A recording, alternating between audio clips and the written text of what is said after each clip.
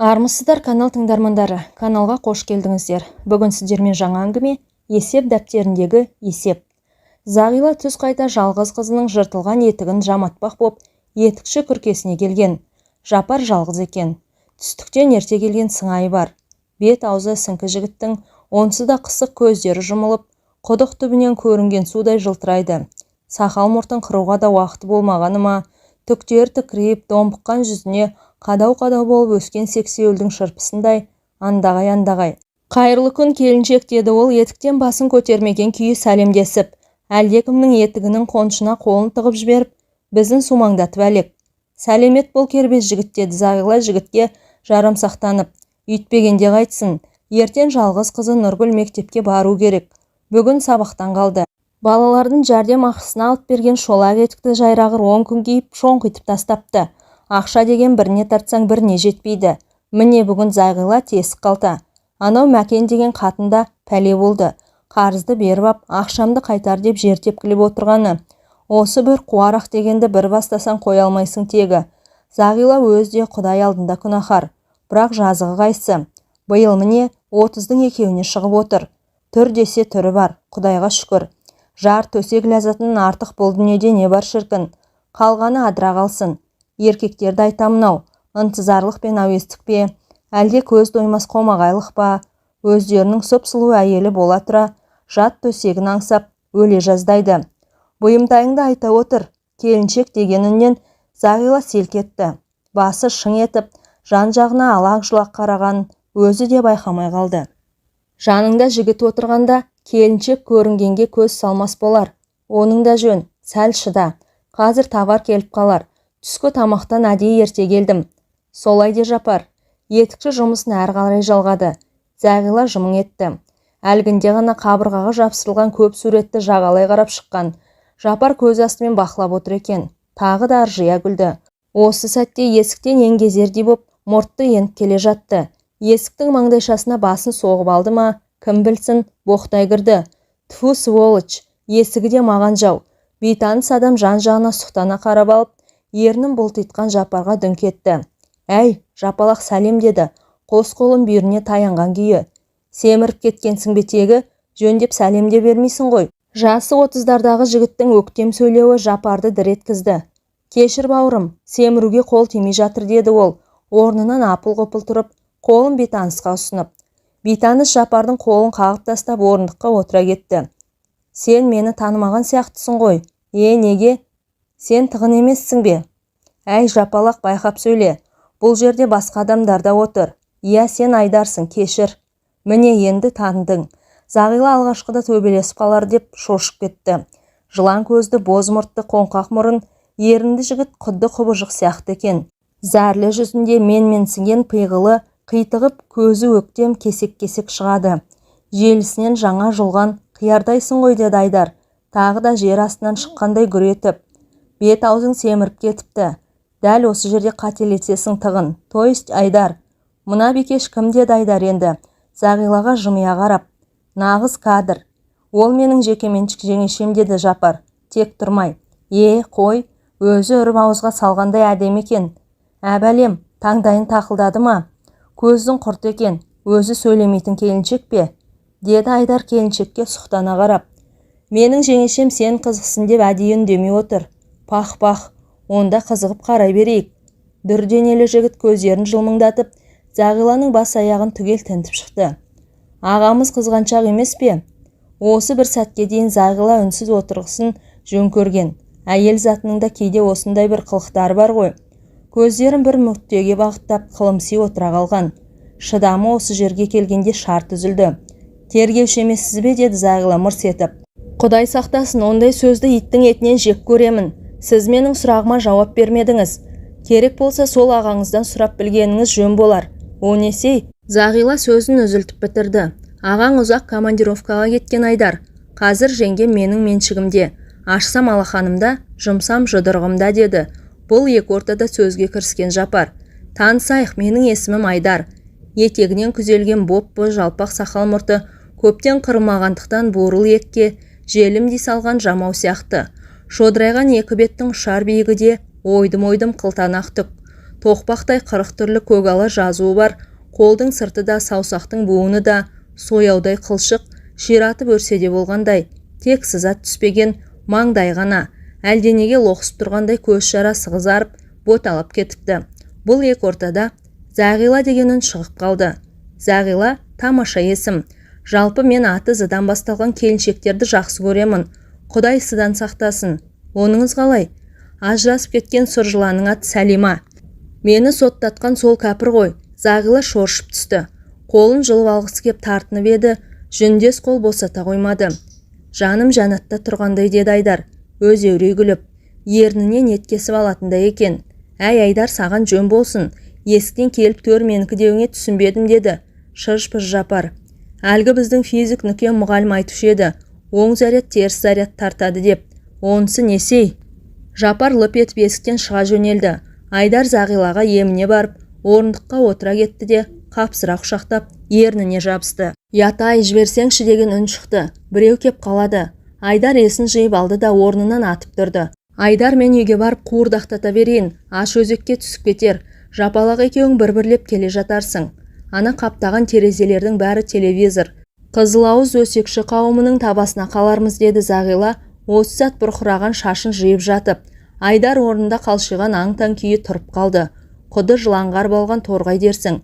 Зағиланың осы жігіттің арыны тым жақсы екен. Осы жерден жылыстап, көретін көресімді үйде көрейін деп пайымдағанын ол ұққан жоқ еді. Зағила иығын қиқаң еткізіп есіктен шыға жөнелді де, Айдар ойланып тұрып қалды. Содан соң жүзіктің көзінен өткенде әдемісін-ай деп, ернін бір сылп еткізді. Қыр мұрныңды, қой көз, бидай өңді, сыңғырлап тұрған сыбызғы сияқты. Жесір келіншек. Не жазып қойды екен тағдырға? Күйеуі өлген ғой шамасы. Алғабас ауылының әкімі Мерекенов таң бозынан аудандық ішкі істер бөліміне телефон соққанда Нұрбеков кезекшілерді тексеріп, орын ауыстырып жүрген. Кезекші милиционер Нұрбековке телефон трубкасын ұсынды. Әкімнің даусы ащы шықты. Атып кетіпті деді қарлыққан дауыс. Жамбасына тиіпті. Жап-жас жігіт екен. 4 ірі қарасын айдап кетіпті. Тірі ме? Тірі. Орнынан қозғамадық. Біздің ауылдікі. Аты жөні Тоқан Есімбеков. Маңында ешкім жоламасын. Біз қазір жетеміз. Әп-сәтте жетіп үлгерген Нұрбеков ауылдың шеткі бетіндегі өз үйінің ауласында жатқан жаралы жігітті бірден ауруханаға жөнелтті. Қылмыскер жемтігін кәдімгі қос мылтықпен атқан. Бытыраның топтасын түсуіне аға тергеушінің көзіне умаждалған қағаз бірден түсе кетті. Қолының ұшымен ұстап қол орамалына салды. Патронның оңғысынан түскен қағаз. Нұрбеков осымен екінші рет осындай қағазға тап болып тұр. Осындай аз ғана күн бұрын сөгеттік оперативтік мал қыстағында да осындай бір оқиға өткен. Түннің бір кезінде мал қораның қарауыл күркесінде жатқан күзетші қойбаға ұрып шабалана үрген ит даусынан оянып сыртқа шығады. Айсыз қараңғы түнде бұқпантайлап қора есігіне жақындап келсе, топырлап жүрген сиырларды көреді де, өз көзіне өз сенбей қалт тұрып қалады. Шындығында әйелі Жәмила екеуінің кешкісін бордақыда тұрған топ сиырды суғарып әкеліп, қораға қамағаны анық. Шомбал қара құлыпты да тексеріп салған. Мұнысы қалай? Сөйткенше ат дүбір естілді. Ұры дейді ішінен күбірлеген Қойбағаров. Қаруын күркеге тастап кеткеніне өкінген ол, бұрылып жүргенше жалғыз атты таптап кетерде жақындап қалғанын сезеді де айқай салыпты. Артынша мылтық атылды да есінен танып құлап түседі. Болған біткені сол. 21 сиыр қолды болған. Ізінше жеткен іздестіру тобының тапқаны да осындай бір умаждалған патронның оңғысынан түскен қағаз. Ұры өтте әккі. Тау тасқа әуес, тасты жерден із кесу қиын. Мына қылмыскер асқындап барады ғой өз деді. Нұрбеков күбірлеп, көп жортқан қасқыр қанша бір әккі атансаң да қақпаға түсерсің. Қас қарая Зағиланың үйінде қызық думан басталып кеткен еді. Алдымен 4 бөтелкені құшақтап Жапар жетті. Есіктен қуанышын білдіре әзілдей келді. Теңіздің суы тобықтан келмейді жеңеше деді ол кірген бойда. Әй жеңеше, өзің тура көгілдіріндейсің. Өткен кеткен өзіңе көз салмай өте алмайды. Оның дұрыс ау, бірақ түрмеде отырғаны маған ұнамай қалды деді. Зағила бөтелкенің біреуін ашып қос стақанға арақ құйып жатып. Қатынды кім ұрмайды? Осы күні күйеуі көзін алартса әйел сотқа баратын заман емес пе? Онда дұрыс екен. Тек сен бүгін байқап ішші. Мақұл, онда жөн. Ана қуырдақ күйіп кетпесін. Араластыра бер. Әйтеуір аузың желіндеп жүрмесін. О не дегенің? Мені бала деп пең, ондай мінез менің табиғатымда жоқ деп шыр-пыр Жапар. Жарайды, өкпелеме тек. Саған бір сұлуды қазырақ жетектеп әкелемін. Енді бір сәтте есіктен лып етіп Зағила кірді. Біреу емес екеу екен. Бейтаныс бір көруге жүзі бар талдырмаш келіншек. Қасы қалың, көз астымен жан-жағын тінтелеп қарайтын әдеті бар ма? Бірден байқатпағансып Жапарды бастан аяқ шолып өтті. Міне, менің саған ғашық болған қайным, деді Зағила келіншекті білегінен ұстаған күйі Жапардың жанындағы орындыққа әкеп отырғызып. Енді айырылма, сөйтті де сыңғырлай күліп жіберді. Ал құшақта қайным. Жапар бұл екі ортада жеңгесінің бейтаныс келіншекке байқатпай көзін қысып қалған көз шалып қалды да, қолын ғашығының иығына аса салды. Міне жарасып кеттіңдер, деді Зағила, қолын шапалақтап. Іздегенге сұраған. Жапар, деді жігіт қолын созып. Сәния, деді ерні қаймақтанған келіншек өздіге сөйлеп. Стақанға тағы арақ құйылды. Таныстық үшін, деді Зағила. Бұл сәтте табалдырықты еңкейте аттаған Айдар көрінді. Міне, менің де жігітім келді, деді. Алдынан елпеңдей шыққан Зағила. Төрге шық мырзам. Әу, өздерің менің жоқтығымды пайдаланып шүйіркелесіп қалыпсыңдар ғой түге, деді. Сөйлей көрінген Айдар жан-жағын бір шолып өтіп. Жеңгем де жеңешем де осында екен. Менің есімім Айдар. Дөй қара Сәнияға қолын сөзіп мөлие қарады. Әттең мынандай дөй қараның өзі болсам-ау шіркін. Қыз келіншектің өздері ақ өңмеңдеп сілекейі шұбырады, деді-ау. Жапар Сәнияға көз астымен ұрлана көз тастады. Мына қатында кетар емес. Тіпті Айдарды көзімен жеп барады ғой. Әй Сәния, сен шай ғой. Енді осы үйдің келінсің. Жапар менің қайным.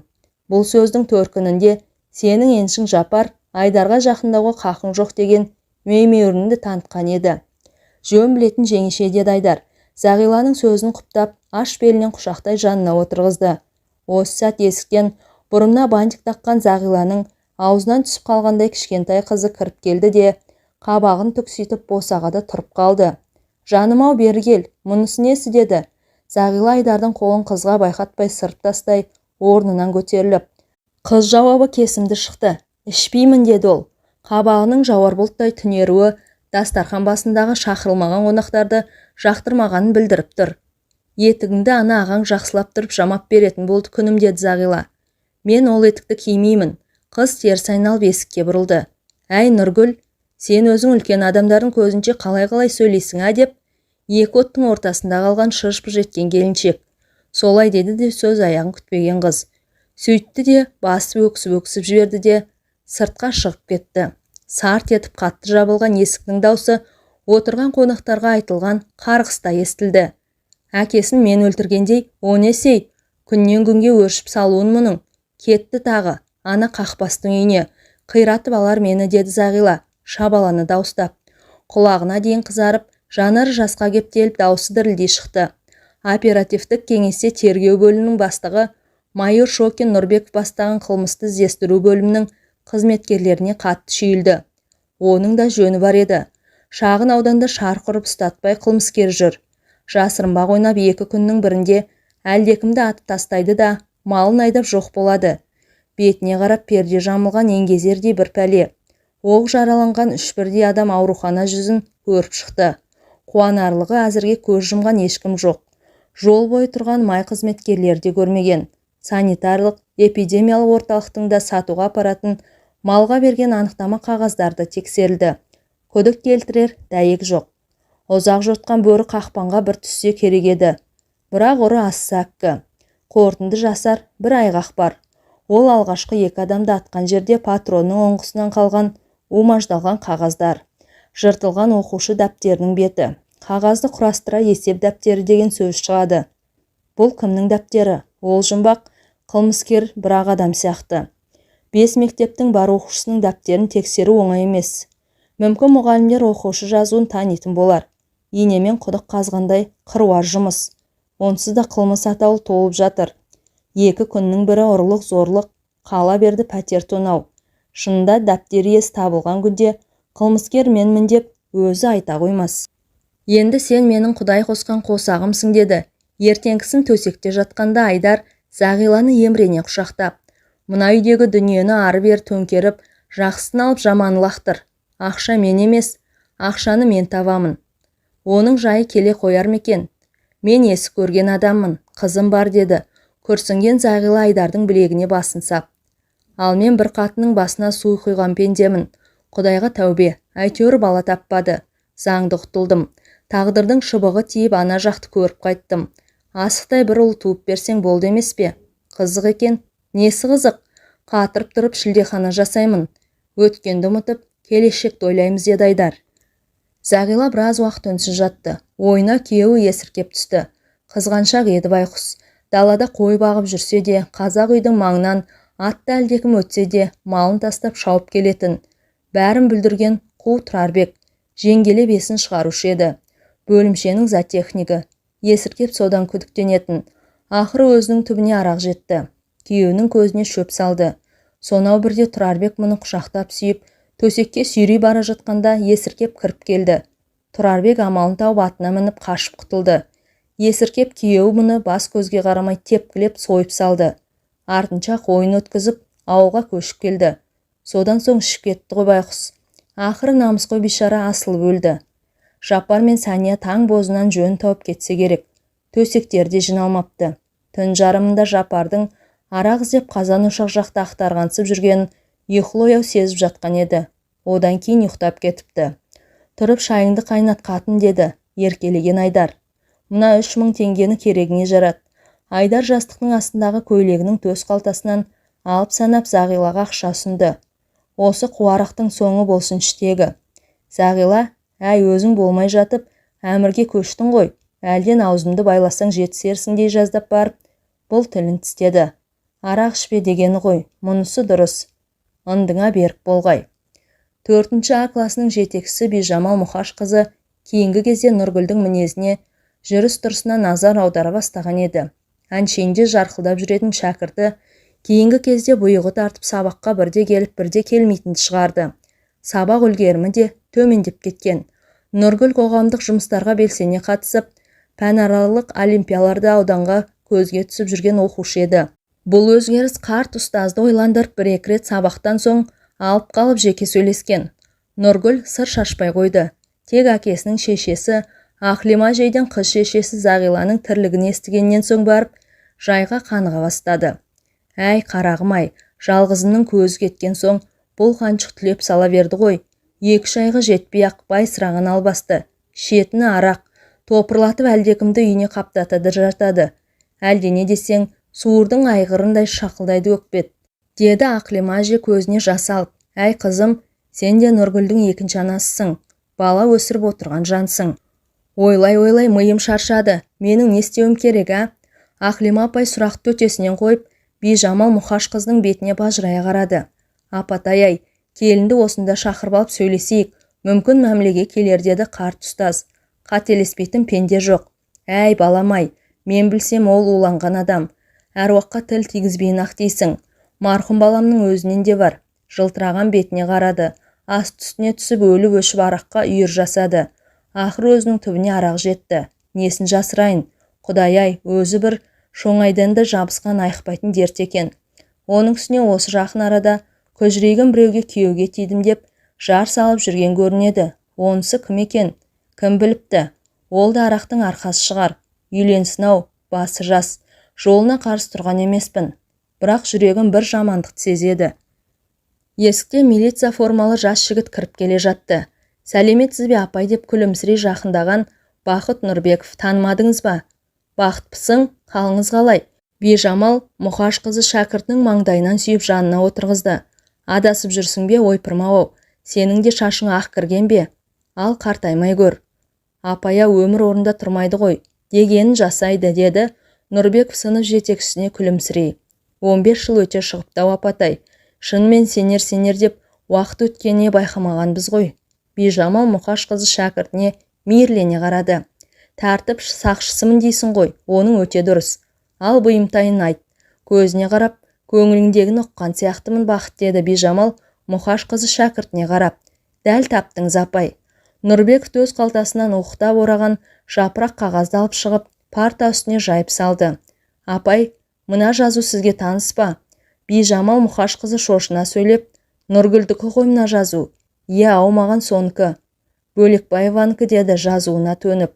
Тағы да анықтап қараңызшы. Иә, есеп дәптері. Қазір мен тексеруге алып қалған қазақ тіліне арналған дәптерін әкелемін. Нұрбеков елпеңдей басып сыртқа шыққан сынып жетекшісінің соңынан қарап басын шайқады. Әлі тың. Көргеннен қалай жазбай таныды, тек анық болғай. Шәкіртіңе әлі де көмектесер жайың бар екен. Жарайсың Бижамал апай. Міне, салыстырып қарашы. Бір қырана аунатып жазады деді. Анандайдан сөйлеп жақындаған қарт ұстаз. Шынында ұқсастыққа шек жоқ.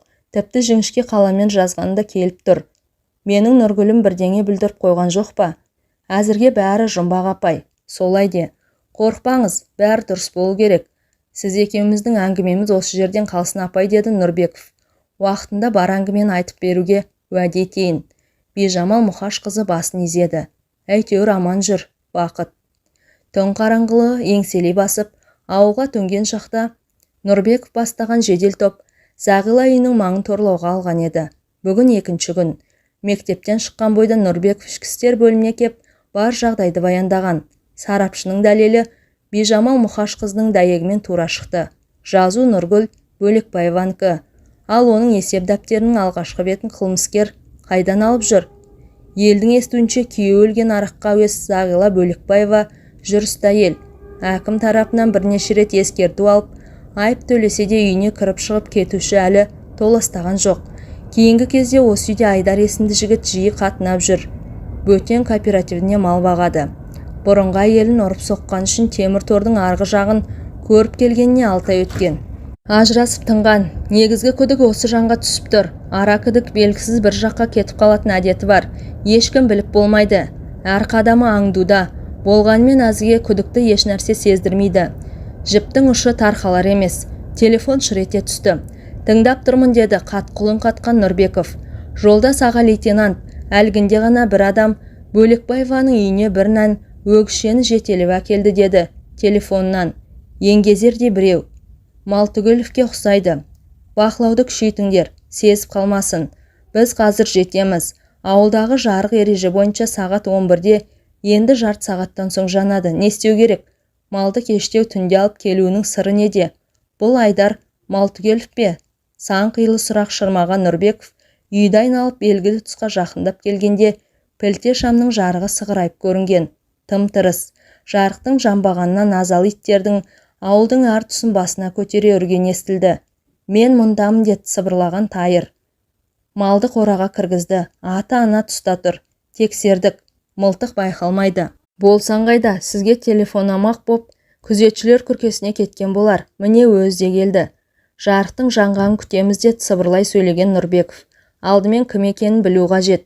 Сөйткенше күңгірт сәулені елең еткізіп, есік ашылды да қолына шам ұстаған еңгезердей тұлға зорайып көрінді. Әй Зағила, қораның құлпы бар ма еді, деді гүжілдеген дауыс. Мал ұстамайтын үйде қайдан болсын? Жарылып түседі, деді еркек мақтанып. Өзі шағындау, доп-домалақ. Екеумізге молынан жетеді. Қазір сояйын деп тұрсың ба? Жарық жансын.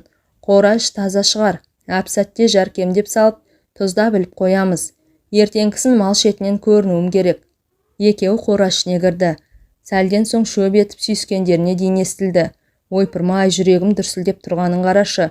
Өзі анық ақ адал малың ба, деді Зағила. Оны несіне сұрадың, жаным? Ұрыға ұқсаймын ба? О не дегенің? Жалпы пәледен 10 қадам алыс жүрейік дегенім ғой. Ақылыңнан айналдым. Айдар, бүгін қонасың ғой. Әрине, сені жалғыз жарым тастап маған не көрініпті? Айдар мен Зағила құшақтасқан күйі үйге беттеді. Қызы үйде емес, әжесінікіне кеткен. Екеуі малды жәукемдеп жатқанда үйге кіруге тырысамын, деді Нұрбеков сыбырлап. Бұлардың үйленгендер рас болды. Әр сөзін мұқият тыңдаңдар. Меніңше бұл мал ұрлық, деді бөлімше инспекторы шыдай алмай. Қолына кісен салайық. Жолдас лейтенант, әліптің артын бағайт. Мүмкін өз малы шығар. Дәлелсіз шаруа дегеніне жеткізбейді. Оны да ұққан жөн. Дұрыс екен, жолдас аға лейтенант. Аңдушы топ біраз уақыт үнсіз қалды. Шым шытыр ғой. Айдар алақанның астында тұр. Малдың кімдік екенін дәлелдемек боп ұстауға да болар. Өз мал екені анықталса болмайды. Сондықтан бұл тартпайтын дәлел керек. Қаруды табуға жет. Ай жеті қарақшын айналы жарқ етіп шам жамды. Алақандай ауыл тіршілікке еніп, қозғалысқа көшті. Әлдеқайдан мотор үні естілді, ит үрді. Жақын маңда әлдекімдер әндете бастады. Сенбі күні кішігірім той домалақ жасаған біреулер шығар. Түнгі дауыс ап-анық естіледі. Енді бір сәт ауыл ортасындағы репепродуктор сарнап қоя берді. Шықты, деді сыбыр еткен бөлімше инспекторы. Әне, тсс, Аюша қорбаңдаған алып денелі адам шам ұстаған күйі жан-жағын бір шолып ап қораға кірді. Әне екіншісі, деді, бұл жол тайыр. Екеуі қораға берік орнықтау деген сәтте Нұрбеков үйге де еніп үлгерді. Даңғарадай 4 бөлме. Ас үйге ескі киіз төселіпті. Зал үйді тінтіп шықты. Сезік туғызар ештеңе көрінбейді. Сөйтті де киім ілгішке жақындап келді. Ілгектен суыра бере, қолы қатты затқа тиді. Оқшанта екен. Көзілеспес жылдамдықпен іліп алып жанына қойды да, қара тонды ішіне қарай аударды. Ауыр екен. Қызықты қара, мылтық. Кәдімгі басы кесілген шолақ қос ауыз мылтық. Енді Малтыгелов менің қолымдасың, деді. Нұрбеков қуанғаннан. Рұқсатсыз қару ұстағанды заң көтермейді. Сөйтті де апай-топай Оқшантайға жабысты. Патронның 4-еу атылыпты. Осы патронның ішінде Нұргүлдің есеп дәптерінің алғашқы бетінің бір бөлігі жатса ғой. Тіпті жазылмаған тұсы болса да бәрібір. Бұлтартпайтын дәйек деген сол. Нұрбеков жалма-жан қалтасын қарманып бәкісін алды да бізін ашты. Тек қағазды бүлдірмеу керек. Есік сықыр етіп ашылды да үйге Зағила кірді. Нұрбеков киім ілгіштегі қалың киімнің ішіне сүңгіп кетті. Ыңылдай ән айтқан үй иесінің қаперінде еш нәрсе жоқ. Тым көңілді. Ауыз үйдегі пешке дүрілдетіп от жағып, су ыстпаққа ыңғайланды. Бір шелек көмірді жанып тұрған отқа төгіп, қазанға толтыра су қойып сыртқа беттеді. Көнетөз күпәйкесінің белін белбеумен байлап тастапты. Мынасы несі, деді. Алғашқы патронның ұңғысынан суырып алған қағазды жайып жіберіп, Жас Алаш газетінің умаждалған бөлігін ажырата қарады. Жоқ, қателеспеуім керек, деді ол. Мынау дара оқтар. Оқшантайдың екінші жағынан бір патронды суырып алды. Асығып даярланған ба, емек біздің ұшына ілінген тығын қағаз сыртқа атып шықты. Қуанғаннан дауыстап жібере жаздады. Қағаздың түсі де қиығы да дәл келді. Тек тым умаждап жіберген екен. Ешбір жазуы жоқ. Енді патроннан Нұргүлдің аты шығатындай көрінді. Осы сәтте Нұрбековтың ойына әдемі бір идея түсе кетті. Қылмыскер белгілі. Тек оны бас көтертпей мойындату керек. Сөйтті де тығын қағазды ұқыптап, қайтадан патрондардың ішіне тықты. Оқшантайды жатаған столдың үстіне қойып, сақтықта қорлық жоқ дегенде шолақ мылтықты тексеріп, орнына жайғастырды. Сөйтіп сыртқа беттеді. Еттің қызығына беріліп кеткен Айдар мен Зағиланың тірлігіне сәл уақыт сыртынан қарап тұрған Нұрбеков бір сәт, Азамат Малтыгүлов, соғым шүйгім болсын, деді де кекесін мырс етті. Селк еткен Айдардың даусы қатты шығып кетті де, есік көзіндегі бейтанысқа көзін көлегелей қарады. Айтқаның келсін, қуырдақ жеуге дайындал, деді. Айдар сол қолындағы балтасын оңына айырбастап. Оның бола қоймас Малтыгүлов. Қаруыңды таста. Нұрбековтың қолындағы пистолетті көрген Айдардың қолындағы балтасы жерге түсіп кетті. Сіз тұтқындалдыңыз, Азамат Малтыгүлов. Бұл екі ортада тайыр мен болсан, Айдардың қолын артына қайырып кісен салып үлгерген. Көрмеген сорым осы еді, деді де, осы сәт Зағила дауыс шығарып. Өшір үніңді, деді ақырып қалған Нұрбеков. Қақыларың жоқ, сойып жатқаным өзімнің ағадал малым.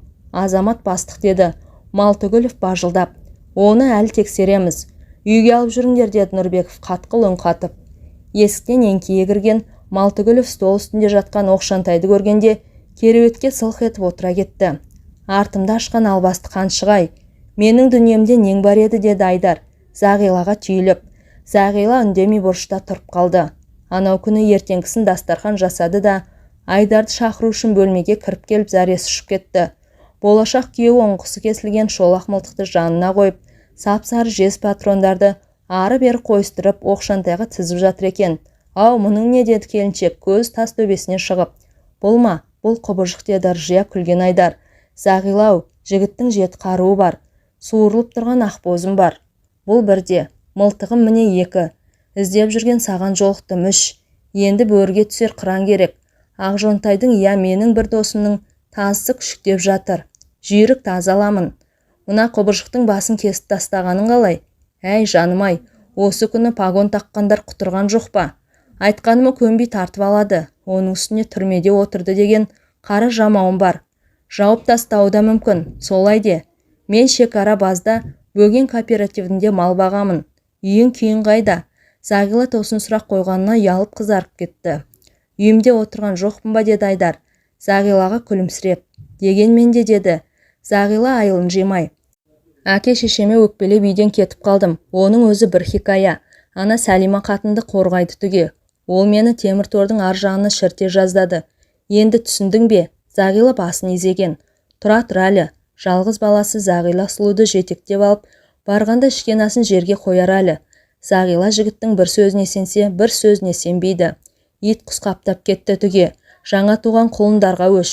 Айтпақшы, соғым соймайсың ба? Жауап орнына Зағила басын изеген. 2-3 күнде бір малды жайратамын. Тек аузыңа сақ бол, жаным. Зағила тағы шошынды. Ел жұрт не дейтін білесің бе? Өзіңе өсек таңылмасын дегенім ғой. Зағила қуанып сала берді. Енді міне, Зағила Бөлікбаеваның еш жазығы жоқ. Мынаны іздеп тапқан мен, деді Малтыгүлов. Черт с ним. Суық қаруды тартып алуға қақыларың бар. Қасқыр шапса малымды қырғызатын менің басым екеу емес. Ала беріңдер. Менің қолымды кісендеуге құқыларың жоқ, деді Малтыгүлов гүргір етіп. Шамасы Малтыгүлов малдың кімдікі екенін анықтап, мылтығымды алады деп ойласа керек. Даусы өктем-өктем шыға бастады. Зағила, ана етті састпай жайып ал. Азамат Малтыгүлов, мына тон сіздікі ғой? Иә, менікі, деді. Көзінің еті қызарған тұтқын. Ал мына мылтық ше? Ол да, кінәм мылтыққа тіркетпегенмін. Заңды жақсы біледі екенсің. Ал мына оқшантай да сенікі ғой? Әрине, мылтық ұстаған соң оқшантай да қажет. Әй Малтыгүлов, ана жақтан ақылың кіріп қайтпапсың. Түсінбедім, жолдас бастық. Түсіндірейін. Нұрбеков қалтасынан бәкін алып, патронның оңғысындағы қағаз тығынды алып стол үстіне қойып жаза бастады. Патрондарды оқтағанда өзіңсің ғой? Иә, Азамат бастық. Оңғыдан шыққан тығын қағазды жазып көргенде Нұрбековтың өзі де қуанып кетті. Дәлелді патронды келесі кезекте ашпақ еді. Мұндай сәттілік болады екен-ау.